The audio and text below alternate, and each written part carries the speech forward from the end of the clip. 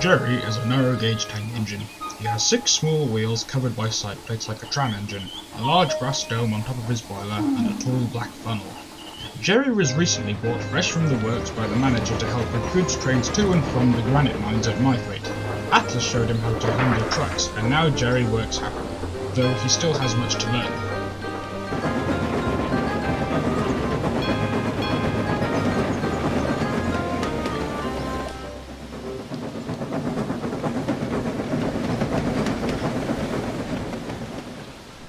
Meanwhile, the Christmas season had come to the railway, and with it came a cold and heavy snowstorm, and the ground was soon covered in a thick blanket of white.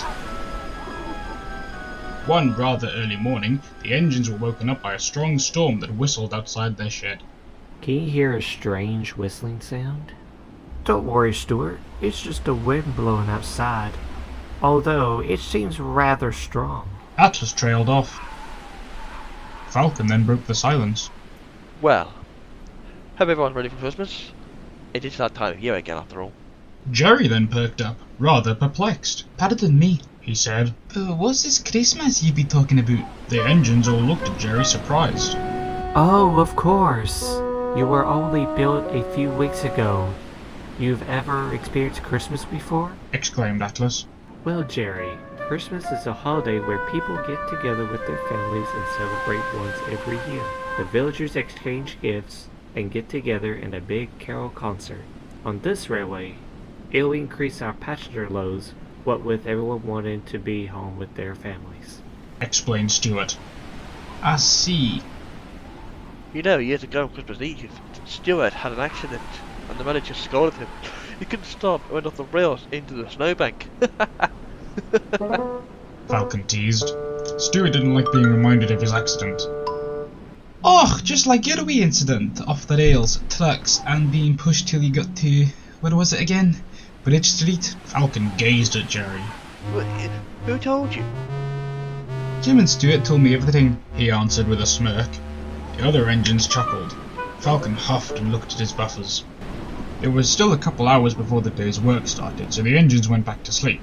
All except Jerry, who couldn't stop thinking about Christmas. Morning came. The blizzard had calmed to a gentle snowfall.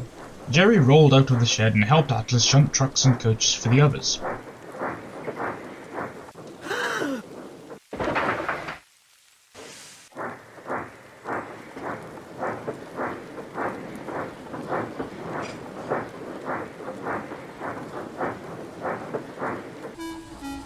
Later that evening, Atlas was called away to take workmen up the line to do some track maintenance.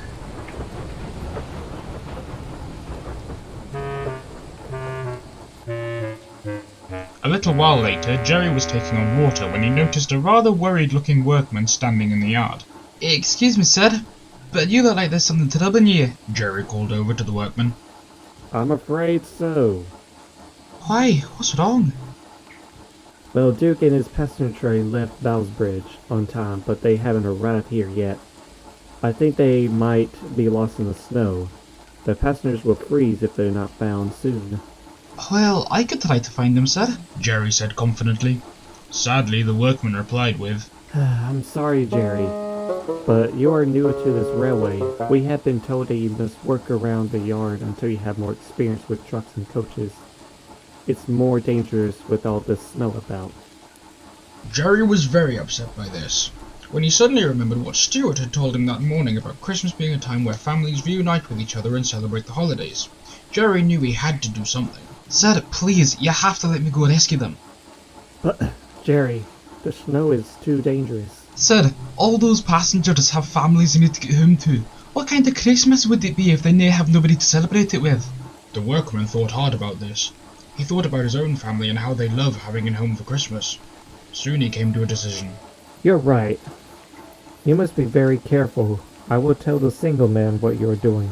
Oh, thank you, sir. And don't you worry, I'll bring Duke and his passengers home for Christmas. Jerry coupled up to a tools van and set off down the line.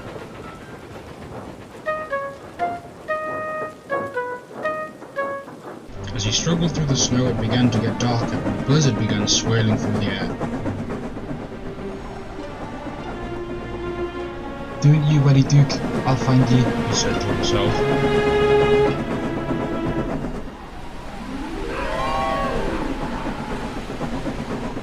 Jerry suddenly rounded a bend and there was Duke, stranded in a snowdrift. Duke's fire had gone out, but his passengers and crew were thrilled when they saw Jerry. Jerry?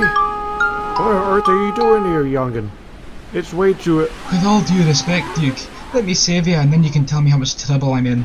Jerry's crew began to dig away at the drift, whilst Duke's driver and fireman warmed up in the van. Soon, strong chains were coupled between the two engines and Jerry, pulling hard, managed to get Duke moving again.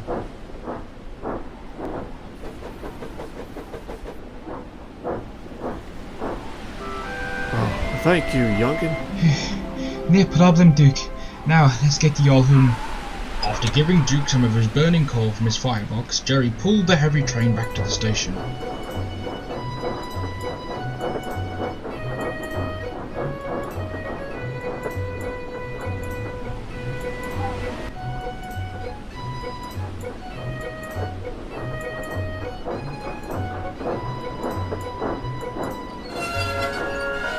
When they arrived, the passengers and crew gave him a big thank you. That night at the sheds, the manager came to speak with him. Jerry was worried. He thought that the manager would be cross with him for leaving the yard, but the manager was smiling. Jerry, I would like to congratulate you on your efforts this evening.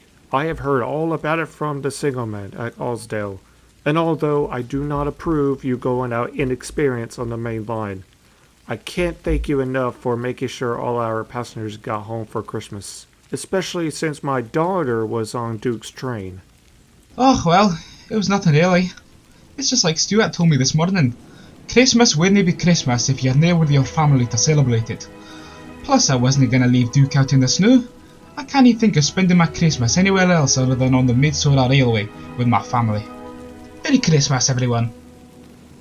Merry Christmas, Jerry.